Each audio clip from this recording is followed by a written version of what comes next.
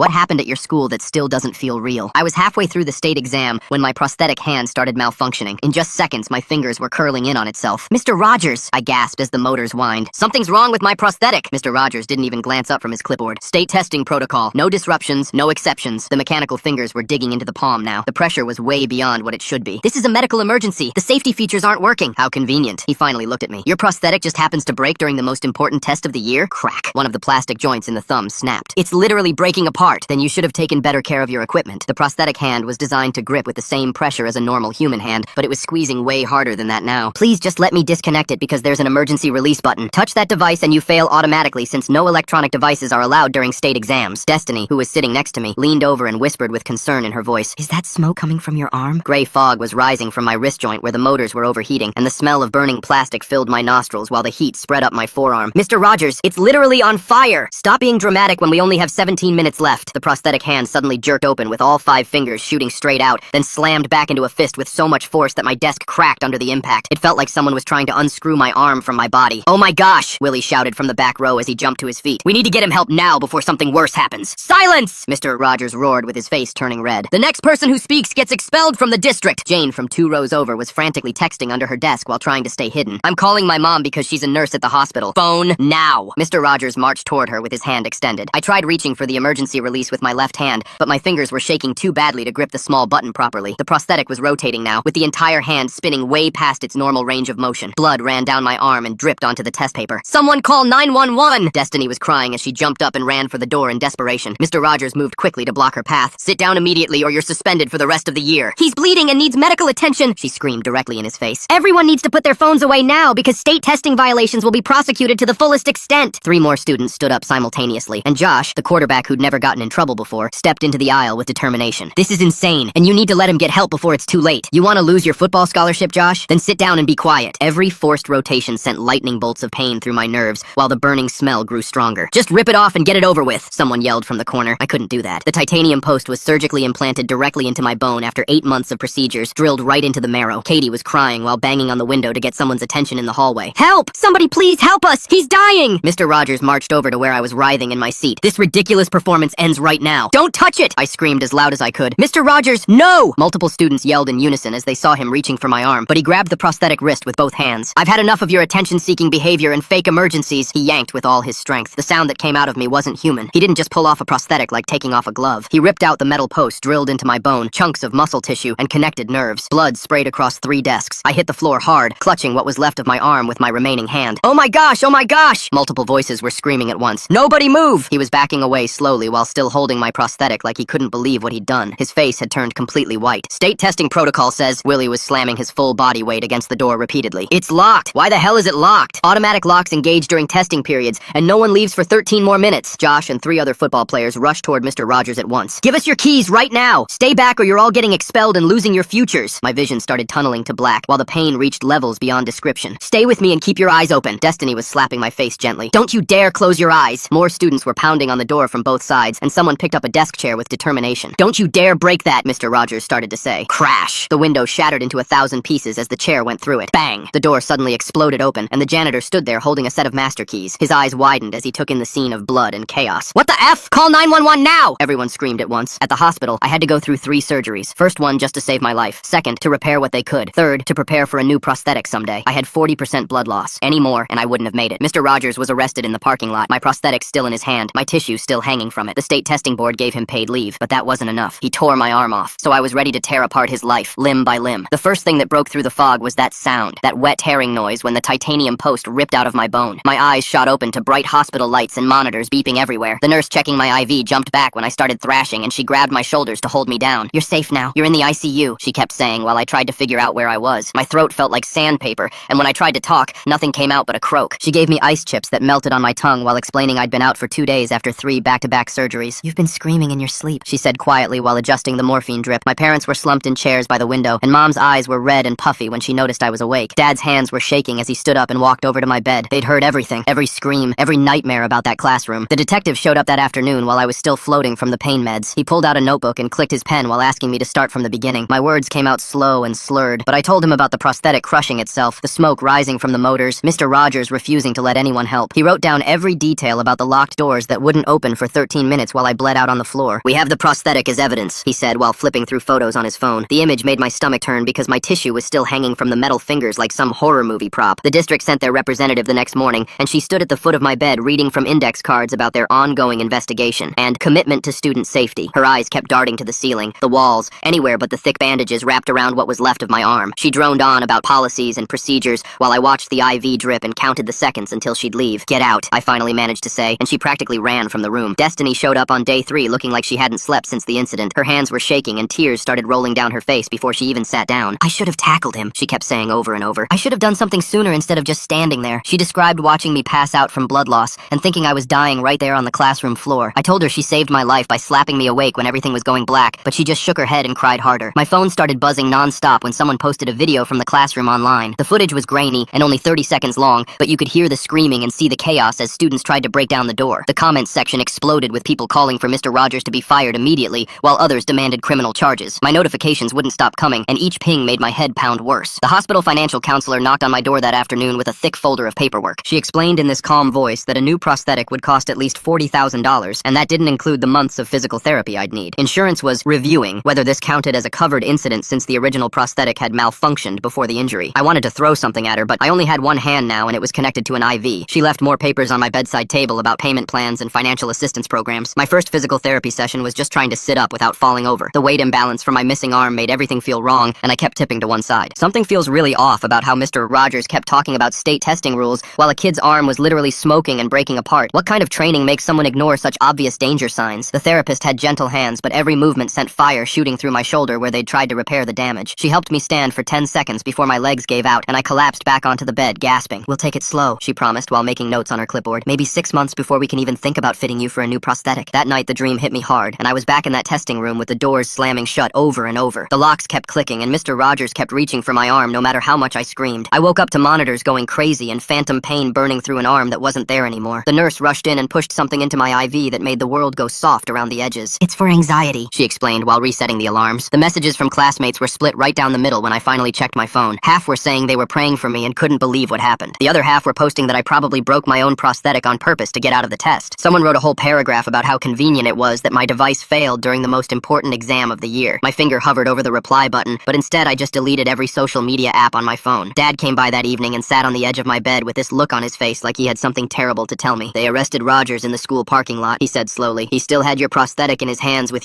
tissue still attached to it." His jaw clenched when he explained that the state testing board had given Mr. Rogers paid administrative leave pending their investigation. "Paid leave," he repeated like he couldn't believe the words. "For ripping your arm off, he gets paid leave." Mom burst through the door 10 minutes later with her phone already out and started scrolling through lawyer websites while Dad explained what happened. She kept saying we needed legal help right now, today, this second, but I told them to wait because I had other plans first, and lawyers would just slow everything down with their procedures and settlements and paperwork. Mom grabbed my good hand and said I was in shock, that I wasn't thinking clearly, but I'd never felt more focused in my life because Mr. Rogers needed to pay for what he did, and the legal system would take forever. My phone buzzed with a text from Willie, and when I opened it, there was a photo of the testing room with my desk still showing that huge crack from where my prosthetic had slammed down, plus dark stains on the floor they couldn't get clean. I saved the photo to a new folder I named Evidence and started typing out a list of everyone who was in that room, every single person who saw Mr. Rogers grab my arm and pull until it tore off. The hospital social worker knocked and came in with a stack of papers, explaining my rights as a victim and how the locked doors were a clear ADA violation since they prevented me from getting medical help during an emergency. She handed me pamphlets about trauma support groups and disability accommodations while I nodded and pretended to care, but really I was thinking about how I'd already found Mr. Rogers' home address on the county property records website. The next morning I called the ADA complaint hotline from my hospital bed and told the woman on the other end exactly what happened with the automatic locks that wouldn't open even when I was bleeding out on the floor. She kept gasping and saying, "Oh my goodness," as I described being trapped for 13 minutes while my arm was literally torn from my body, and she promised they'd investigate immediately because this was the worst violation she'd heard in 20 years. Josh texted me that afternoon saying the administrators were already telling everyone the doors have to lock during state testing, with no exceptions ever, not even for fires or medical emergencies, because that's what the state requires. He'd been asking questions in every class, and the assistant principal had already pulled him aside twice to warn him about his attitude problem and how it might affect his college recommendations. I told him to keep asking anyway, and to record everything they said if he could do it without getting caught. My parents went behind my back and hired a civil attorney named Amina Farouk, who showed up at the hospital wearing a suit that probably cost more than our car, and immediately started firing off questions about the incident while taking notes on her tablet. She filed FOIA requests that same day for all the testing protocols, every email about the incident, Mr. Rogers' complete personnel file, and any previous complaints about him or the testing procedures. I realized that maybe having a lawyer wouldn't slow down my other plans after all, especially when she mentioned she could could subpoena security footage and force people to testify under oath. Amina came back the next day with a stack of document requests she was submitting to the school district. 17 different demands for every email, every policy manual, every previous complaint about testing protocols, or Mr. Rogers going back 10 years. The district would have 30 days to respond, and she said if they tried to hide anything, she'd file for sanctions and make them pay for obstruction. An anonymous student sent me a video through a fake Instagram account, and when I opened it, my stomach dropped because it was longer than the first one with crystal clear audio of Mr. Rogers saying, "State testing protocol," right before he grabbed my prosthetic. You could hear the crack when he pulled, my scream that followed, and then him saying, "Nobody move," while still holding my severed arm like he couldn't believe what he'd just done. Amina watched it 3 times and said this was direct evidence of willful disregard for safety, that he chose testing rules over a student's life, and any jury would be horrified. Diego Alvarez from the prosthetics company called my hospital room and said he'd heard about the malfunction and wanted to examine the failed device to figure out what went wrong. He seemed genuinely upset about what happened and mentioned their insurance might cover a full replacement if the investigation showed it was mechanical failure rather than user error, which was the first bit of hope I'd had about getting a new arm. But then 3 days later, a letter arrived from the insurance company saying they were investigating whether this was a pre-existing device failure that I should have reported earlier, and they were pausing all coverage decisions until their investigation was complete, which could take up to 6 months. I read it twice before crumpling it up and punching the hospital wall with my remaining hand so hard that the nurse came running in because she thought I'd fallen. 2 days later, a local reporter named Seun Adebayo called my hospital room and asked if I'd be willing to talk about what happened in that testing room. My mom started to say no, but I grabbed the phone with my good hand and told him to come right away. When he arrived with his camera guy, I sat up in the hospital bed and didn't hold anything back. I described how the motors in my prosthetic started whining and overheating until gray smoke was pouring out of the wrist joint. I told him about the burning smell of melting plastic filling my nose, while the mechanical fingers crushed into my palm with way more force than they were designed for. I explained how it felt like someone was trying to unscrew my entire arm from my body, while Mr. Rogers just kept saying state testing protocol over and over. The camera guy had to stop filming twice because Seun looked like he was going to be sick. That night, the segment aired on the 6 o'clock news, and my phone started buzzing with texts from everyone who saw it. The next morning, Superintendent Yara Haddad's secretary called and said the superintendent needed to meet with me and my parents immediately about the incident. 3 hours later, she walked into my hospital room with 2 men in expensive suits who stayed near the door like bodyguards. She kept looking at the bandages covering what was left of my arm, and her hands were shaking when she set her briefcase on the table. She started talking about finding a path forward for everyone and how the district wanted to support my recovery in every way possible. The lawyers moved closer, and one of them pulled out a folder while the superintendent kept talking about healing and moving past this unfortunate situation. The lawyer slid a paper across my bed tray, and I saw the words non-disclosure agreement at the top in bold letters. Below that was something about a $50,000 education grant that would be paid immediately if I agreed to stop all public statements about the incident and withdraw my ADA complaint. Amina had just walked in to check on me, and when she saw the paper, she actually laughed out loud right in their faces. She picked up the NDA and read through it quickly before tossing it back at them like it was garbage. I pushed myself up higher in the bed and told them exactly what I wanted instead of their money. I wanted written policy changes that would guarantee medical emergencies could override any testing protocol no matter what. I wanted mandatory training for every single proctor in the district about recognizing and responding to student medical crises. And I wanted Mr. Rogers permanently banned from ever teaching or working with students again anywhere in the state. The superintendent's face went pale, and she said they would consider my requests and get back to us. Amina crossed her arms and said we'd see them in court if they thought $50,000 would make this go away. After they left, my phone buzzed with a text from Destiny, and when I opened it, my stomach dropped. She was in the principal's office getting written up for leaving her seat during state testing when she tried to help me. The way those lawyers tried to buy silence with $50,000 makes me wonder how often schools do this when something terrible happens. I'm really curious why they think money fixes everything instead of actually changing the dangerous rules that hurt students. She was panicking about her college applications because the disciplinary notice would show up on her transcript. I called her immediately and told her to get her parents involved right away because this was insane. The next day, Josh texted me that his football coach had pulled him aside after practice. The coach said administration was concerned about Josh's involvement in the situation, and if he kept speaking up about what happened, his scholarship recommendations might be affected. The threats were starting and they weren't being subtle about it. I was so mad I almost threw my phone, but Amina had better news when she arrived that afternoon. The FOIA documents we'd requested had finally come through, and she'd found something huge in the stack of papers. The auto-lock policy for testing rooms specifically stated there were no overrides for any reason, including medical emergencies. She also found 3 previous complaints about Mr. Rogers ignoring student medical needs during tests over the past 5 years. One kid had an asthma attack, and Mr. Rogers made him wait until testing ended to use his inhaler. Another student with diabetes wasn't allowed to check her blood sugar when she felt faint. A third had a seizure disorder, and Mr. Rogers refused to let the nurse in when the student started showing warning signs. We sent everything to Seun immediately, and he ran another segment that night showing the documents on screen. Parents started going crazy when they saw the proof that their kids could be trapped in a room during a medical emergency. Someone started a petition online demanding the district change the lock policy immediately. Within 2 days, over 800 people had signed it, and the school board had to schedule an emergency meeting because parents were calling non-stop. My phone dinged with a message from someone I didn't recognize, and when I opened it, I saw it was from the janitor who'd unlocked the door that day. He said he needed me to know something about those locks that nobody was talking about. There was a 5-minute delay built into the system before his master key would even work during testing periods for security reasons. Those 5 minutes of waiting while I bled out on the floor nearly killed me, and it was by design. I forwarded his message to Amina, and she immediately added it to our evidence file. Then my parents sat down next to my bed looking guilty and told me they'd hired a private investigator named Marek Kowalski without telling me because they wanted to know everything about Mr. Rogers. Marek had already found 2 previous incidents at other schools where Mr. Rogers had physically restrained students who tried to leave during standardized tests. Both cases were settled quietly with the families signing NDAs and Mr. Rogers moving to a new district each time. This wasn't his first time hurting a student, and the district either didn't know or didn't care when they hired him. 2 weeks after learning about his past, I was at the grocery store picking up milk when a toy robot on display started making this high-pitched whining sound. My whole body locked up instantly, and I dropped the milk carton, which exploded all over the floor. The mechanical noise kept getting louder in my head, even though it was just a tiny toy, and suddenly I couldn't breathe right. My knees hit the wet floor hard, and I was back in that testing room with the motors burning and Mr. Rogers reaching for my arm. An old lady found me curled up between the dairy case and a puddle of milk, shaking so bad I couldn't even speak. She called 911 while other shoppers gathered around staring at me like I was crazy. The paramedics kept asking what happened, but all I could do was clutch my bandaged stump and rock back and forth. They took me to the ER, where I spent 3 hours getting pumped full of anti-anxiety meds, while nurses checked my vitals every 15 minutes. That same night I couldn't sleep, so I got in my car and just started driving around town at 2 a.m. Without really planning it, I ended up parked outside Mr. Rogers' house on Maple Street. His beat-up Honda was in the driveway, and all the lights were off inside. I sat there for over an hour just staring at his front door and thinking about all the different ways I could make him pay for what he did. My left hand was gripping the steering wheel so tight that my knuckles turned white and started cramping up. Part of me wanted to throw a brick through his window or slash his tires or do something to make him feel even a fraction of what I felt. But I finally drove home when I realized I was scaring myself with how much I wanted to hurt him. My parents made me start seeing this therapist named Priya Nair the next day at the hospital's trauma unit. She had me do these grounding exercises where I had to name 5 things I could see, 4 things I could touch, 3 things I could hear, 2 things I could smell, and 1 thing I could taste. We practiced breathing techniques, and she taught me to press my feet flat on the floor when the flashbacks started. She said the revenge fantasies were totally normal after what happened, but warned me not to act on them because it would only make things worse for me legally. I nodded and agreed with everything she said while mentally going over the notes Marek had given me about Mr. Rogers' daily schedule and which coffee shop he went to every morning. 3 days later, I had to sit through a civil deposition that lasted 5 whole hours in a conference room downtown. Amina prepped me beforehand, but nothing could have prepared me for having to describe every single second of that day in detail, while Mr. Rogers' lawyer kept interrupting with questions. He kept suggesting I was being dramatic, and that teenagers always exaggerate their injuries for attention. When he implied I probably damaged my own prosthetic on purpose to get out of the test, Amina slammed her hand on the table so hard the court reporter actually jumped in her seat. The lawyer kept pushing, though, asking why I didn't just leave the room if it was really that bad, like the locked doors and Mr. Rogers blocking everyone never happened. By the time we finished, I was drenched in sweat, and my phantom limb pain was so bad I could barely walk to the car. The state education board hearing started the following week in this big conference room at the district office. The district's lawyers spent 2 hours blaming Diego's prosthetics company for the whole thing, saying the device was defective, and Mr. Rogers couldn't have known how serious it was. They kept repeating that he was just following established testing protocols and doing his job. Diego sat in the gallery looking more and more disgusted as they basically threw his company under the bus to protect themselves. They even brought in their own expert who claimed the prosthetic must have had pre-existing damage that I should have reported earlier. That afternoon, the teachers' union released this statement about supporting established testing protocols and the need for maintaining test security. They didn't even mention Mr. Rogers by name, but everyone knew they were backing him up. Within an hour, I had messages from 3 different teachers at my school saying they were disgusted with the union for protecting him. One teacher even sent me screenshots of the union's internal emails where they called the whole thing an unfortunate incident that was being blown out of proportion. 2 days later, Diego called me with his lab report results, and it got complicated fast. There was water damage in the prosthetic from when I'd spilled a sports drink on it 3 weeks before the test, and the moisture had been slowly corroding the motor controls. The overheating happened because the wet circuits were shorting out, creating this perfect storm of mechanical failures all at once. When this came out in Discovery, Mr. Rogers' lawyer literally smiled in the meeting like he'd just won the lottery. Priya and I talked about it at our next session, and she kept pushing me to see that destroying Mr. Rogers wouldn't bring my arm back or undo what happened. She suggested I channel my anger into pushing for policy changes instead of revenge, saying it would help more kids in the future. I agreed with her out loud and acted like I was having this big breakthrough about forgiveness and moving forward. Meanwhile, I was mentally reviewing every detail Marek had documented about Mr. Rogers' routine, like how he always parked in the same spot at the school and ate lunch alone in his classroom. The next Monday, Josh organized this huge student walkout demanding emergency exception policies for medical situations during testing. Even though the administration threatened his football scholarship and college recommendations, he stood in front of the district office with a megaphone leading 300 students in chants. They surrounded the building for 2 hours holding signs with my picture and slogans about student safety coming before test scores. Parents showed up to support them, and local news crews filmed everything while administrators watched from the windows looking panicked. The district responded that afternoon by announcing they'd hire an independent consultant to review their policies and make recommendations. They wouldn't say who the consultant was, when they'd start, or what exactly they'd be looking at, just that they were taking the matter seriously. It was such an obvious stalling tactic that even the local newspaper called them out in an editorial the next day. 2 weeks later, the prosecutor called me into her office downtown. She pushed a folder across her desk while explaining that Mr. Rogers' lawyer wanted to make a deal. The offer was reckless endangerment, 2 years probation, and his teaching license would be under review. No jail time at all. Amina sat next to me reading through the papers and shaking her head. She told me this was actually more than most cases like this got, but I could feel my stomach turning. Why did does the district keep acting like that spilled sports drink from 3 weeks ago somehow makes it okay to lock a kid in a room while their hand burns off? The timing of finding that water damage feels really convenient for their lawyers. The man who ripped my arm off would walk free. I spent the next 3 days writing my victim impact statement at the kitchen table. Every word hurt to write, but I needed the court to understand what really happened. I described the exact moment the titanium post tore from my bone, the wet, ripping sound it made, how the blood sprayed across 3 desks in perfect arcs. I wrote about Mr. Rogers standing there holding my prosthetic with pieces of my muscle still hanging from it. The prosecutor read it and said it was powerful enough to make a difference. Meanwhile, Destiny texted me that her parents had hired a lawyer about the disciplinary threat. The school was trying to punish her for leaving her seat during the test to help me. Her lawyer sent one letter threatening to go public with the whole story. Within 48 hours, the disciplinary notice disappeared from her record. She sent me crying emojis and said at least one of them wouldn't have their future destroyed. The next school board meeting was packed with parents and students. Josh's football coach stood up at the microphone and told everyone that integrity mattered more than following bad rules. He said Josh showed real character by trying to help me that day. The whole room erupted in applause, and Josh's scholarship was officially safe. His coach sat back down, looking proud, while administrators looked uncomfortable in their seats. 3 days after that, I had another appointment with the surgical team at the hospital. They laid out all the options for a new prosthetic attachment on a big screen. The lead surgeon explained they could try osseointegration again, but it would take months of preparation. My bone needed to heal completely first, then they'd have to rebuild the attachment point. I was looking at a full year before I'd have 2 hands again. The following Monday, I had to go to the courthouse for a hearing about the criminal charges. I walked through the metal detector and turned the corner toward the courtroom. Mr. Rogers was sitting on a bench in the hallway with his lawyer. He looked so much smaller than I remembered. His hair had gone gray at the temples, and his suit hung loose on his shoulders. For just a second, he started to stand up like he wanted to say something to me. His lawyer grabbed his arm and pulled him back down. The fact that someone had to grab his arm to stop him wasn't lost on me. That afternoon, I sat in Priya's office talking about what the sentencing might feel like. She warned me that even if he got convicted, it might feel empty. Justice wouldn't bring my arm back or undo what happened. I told her that hollow was still better than this rage eating me alive every single day. She wrote something in her notebook and asked if I really believed that. 2 days later, the prosecutor called with news that made me actually smile. After reviewing all our evidence, including the video and the FOIA documents, she was adding a charge of willful disregard for safety. Mr. Rogers' lawyer filed an objection immediately, but the judge allowed it. Finally, someone was acknowledging what really happened in that room. It wasn't just an accident or a misunderstanding. He chose to ignore a medical emergency and then ripped my arm off. The next week, Amina got a call from the district's lawyers about the civil case. They wanted to settle, but not just with money. They offered specific policy changes instead of a bigger payout. Mandatory medical emergency overrides for all testing situations. Annual safety training for every teacher and administrator. A victim's fund for students hurt by negligent protocols. Amina said they were scared of what a jury would do if this went to trial. We had real leverage now, and they knew it. My parents thought I was crazy when I told them I wanted the policy changes instead of more money. Dad kept saying we could get hundreds of thousands more if we pushed for it. Mom reminded me about all the medical bills and the prosthetic costs, but I kept thinking about the next kid with a medical emergency during a test. The next student who needed help when protocol said no. Those policy changes would save someone else from going through what I did. The money would just sit in a bank account, but those new rules would protect kids for years. I signed the settlement papers the next morning. Amina made sure the policy changes were ironclad with specific deadlines and enforcement mechanisms. The district had 90 days to implement everything or face massive penalties. The safety training had to start within 30 days. The victims fund would be established immediately with the district's first payment. It felt like the first real victory since that day in the testing room. 2 weeks later at the school board meeting, the room was packed with parents holding signs about student safety. The board members sat behind their long table looking uncomfortable as parent after parent stood up during public comment to describe what happened to me. When they finally called for the vote on ending auto locks during testing, all 7 board members raised their hands immediately. The crowd exploded with clapping and cheering, while I sat there thinking about how it took my arm getting ripped off for them to care about basic safety. The new policy also required medical override training for every single teacher and administrator in the district starting next month. 3 days after that, I sat in the courtroom watching Mr. Rogers stand in front of the judge with his lawyer beside him. His hands were shaking as he said the words guilty to all charges, including willful disregard for safety and reckless endangerment. The judge read out his sentence of 2 years probation, permanent teaching license revocation, and a no-contact order that meant he could never come near me again. My mom squeezed my remaining hand as we listened to the judge explain that Mr. Rogers would never be allowed to teach anywhere in the state ever again. It wasn't enough for what he did to me, but at least no other kid would have to deal with him. The next morning, Amina called me into her office to go over the civil settlement paperwork. The district was offering $200,000 for medical costs, plus a very specific NDA that she'd spent weeks negotiating. I could still talk about safety issues and what happened that day, but I couldn't mention the exact dollar amount of the settlement. We signed the papers right there in her office while she explained that this was actually a really good outcome, considering most cases like this get buried completely. A week later, I got a text from Destiny saying her disciplinary record had been officially cleared by the district, and she was crying happy tears. Josh got called to the principal's office that same day, but instead of getting in trouble, they gave him a leadership award for his activism during the incident. All the other students who helped that day, Willie and Jane and Katie and everyone else, got official letters of commendation from the superintendent that would go in their permanent files for college applications. Small victories, but they mattered to the kids who risked their futures to help me. The prosthetics clinic scheduled my fitting appointment for the following Tuesday. The technician who worked with me was this woman with gentle hands who took her time measuring what was left of my arm for the new base. She told me she'd lost her leg in a car accident 5 years ago and understood exactly how scary it was to trust a new device after after something went wrong with the old one. We spent 3 hours getting every measurement perfect, and she showed me all the safety features built into the new model, including multiple emergency releases. By this point, my nightmares had gone from every single night to maybe twice a week, which Priya said was significant progress during our therapy session. I was actually sleeping 4 hours straight sometimes without waking up screaming about the tearing sound, which felt like a miracle after months of barely getting any rest. She had me doing these breathing exercises and grounding techniques that actually helped when the panic started creeping in. 2 months after the settlement, I stood at a podium in front of 300 people at a school safety forum the district organized. My voice only shook once when I described the automatic locks and how they trapped us while I was bleeding out. Parents were crying in the audience, and administrators were taking notes on their laptops, while students came up afterward to thank me for speaking up about what really happened that day. The parent coalition that had formed after my incident filed paperwork to become an official non-profit focused on student safety in schools. They asked me to join their board of directors, but I turned them down because I needed to stop being the poster child for this trauma and just be a regular person again. Around the same time, Diego called to tell me his company was issuing a voluntary recall for the motor assembly in my model of Prosthetic after their investigation found a design flaw that could cause overheating under certain conditions. They were covering my new device completely as part of the recall settlement, and he personally apologized, even though the water damage I'd caused weeks before the incident was also a factor. The hardest thing was going back to that testing room with Priya for exposure therapy 6 months after it happened. The bloodstains were completely gone, and they'd replaced my desk along with the 3 others that got sprayed. We stood there for 20 minutes while I practiced my breathing exercises and tried to see it as just a regular classroom instead of the place where I almost died. The weird part was that I didn't panic like we both expected, just felt this hollow feeling in my chest as I looked at the spot where I'd collapsed. Priya said that was actually a good sign because it meant I was processing the trauma instead of being controlled by it. I'm really curious about how the judge decided on probation instead of jail time for ripping someone's arm off. What goes into making that kind of decision? The way they gave Mr. We walked out of that room together, and I realized I could breathe normally for the first time in months without that tight feeling in my chest. The district had installed a big red emergency override button next to every door that any teacher could press to unlock everything instantly. They'd also added medical kits to every classroom and required quarterly safety drills for medical emergencies, not just fires and lockdowns. 2 weeks later, the court clerk handed me the official no-contact order with Mr. Rogers' name printed in bold letters at the top. The document banned him from every school property in the state and required him to stay 500 feet away from me at all times. I folded the paper carefully and put it in my nightstand drawer where I could see it before bed each night. The nightmares were getting less frequent, but knowing he couldn't legally come near me helped me fall asleep faster. Seun called me 6 months after the incident to ask if I'd participate in a follow-up news segment about the safety changes. I met him at the school where they'd installed the new emergency buttons and watched him interview 3 other students who'd had medical emergencies during tests since then. One girl had a seizure, and the teacher pressed the button immediately to unlock the doors for paramedics. Another kid's insulin pump failed, and they got him help within 2 minutes. The segment aired that Friday night with a focus on how the new protocols were saving lives instead of just talking about what happened to me. Around the same time, I signed up for adapted driving lessons with special controls for one-handed operation. The instructor showed me how to use the spinner knob on the steering wheel and the turn signal extensions. I practiced parallel parking for 3 hours straight until I could do it smoothly. My friends were already planning a graduation party at Josh's house since we'd all missed so much school dealing with depositions and court dates. The makeup exams were scheduled for next month with proper accommodations, including extra time and a personal aide if needed. Life was moving forward in these small but important ways that made everything feel less stuck. The package from Diego's company arrived on a Tuesday morning, and I spent 20 minutes just staring at the new myoelectric prosthetic before even opening the box. The fingers were more advanced than my old model with individual motor control for each digit. Diego came by personally to help with the initial fitting and calibration. I practiced opening and closing the fingers for hours that first day. Picking up a pencil took 47 attempts before I managed it without dropping it. When I finally grabbed a water bottle and lifted it to my mouth successfully, Diego actually cheered and high-fived me with his left hand. 3 days later, Destiny organized a dinner at the cheap pizza place near the mall where we used to hang out before everything happened. Josh brought his new girlfriend and Willie showed up with his acceptance letter to State College. We spent 2 hours talking about normal stuff like the terrible superhero movie that just came out and Josh's dating disasters before he met his girlfriend. Jane complained about her summer job at the mall, and Katie talked about her plans to study nursing. The testing room came up once when the waiter asked about my prosthetic, but we quickly changed the subject to arguing about pizza toppings. We weren't just the kids from that day anymore. During my next therapy session, Priya suggested I write a letter to Mr. Rogers, saying everything I wanted to tell him. I spent an hour writing 3 pages about the pain and the fear and the anger that still woke me up at night. I wrote about how he chose protocol over my life and how I'd never forget the look on his face when he grabbed my arm. Priya had a small fireplace in her office and we fed the pages into it together. The smoke alarm started beeping immediately and we both started laughing so hard we couldn't stop. The building manager came running and found us waving magazines at the detector while crying from laughter. I started building my own toolkit for prosthetic maintenance, using Diego's recommendations for the right tools and lubricants. Every evening after dinner, I'd sit at my desk checking each joint and connection point. My parents would stand in the doorway watching me work with these tiny screwdrivers and adjustment tools. Mom would get this look on her face, and sometimes I'd catch her wiping her eyes when she thought I wasn't looking. Dad said it was good to see me focused on something constructive instead of spending hours researching Mr. Rogers online like I did those first few months. 6 months after that day in the testing room, I woke up at 7 in the morning and realized I'd slept through the entire night. No nightmares about the locked door or the blood or the sound of the titanium post ripping out. My first thought wasn't about Mr. Rogers or revenge or even my prosthetic. I was thinking about the waffles Mom was making downstairs, and my physical therapy appointment at noon, and maybe seeing if Josh and Destiny wanted to see a movie later. The testing room wasn't the first thing I thought about anymore when I woke up. I wasn't the kid who got his arm ripped off anymore. I was just me again. Thanks for hanging out and wondering through all of this with me. It's been really interesting sharing these moments together. Catch you next time. Like the video, it helps more than you think.